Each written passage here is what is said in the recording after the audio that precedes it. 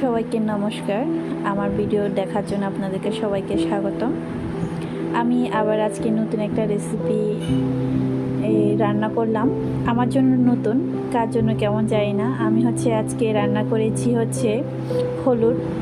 হলুদের কাঁচা হলুদ আর মাছের মাথা দিয়ে, রুই মাছের মাথা দিয়ে আজকে আমি রান্না করেছি।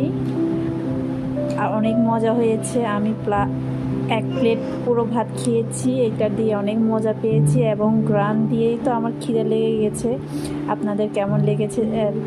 আপনারা যদি বাড়িতে এভাবে করে রান্না করে খান, আশা করি সবার ভালো লাগবে। ধন্যবাদ।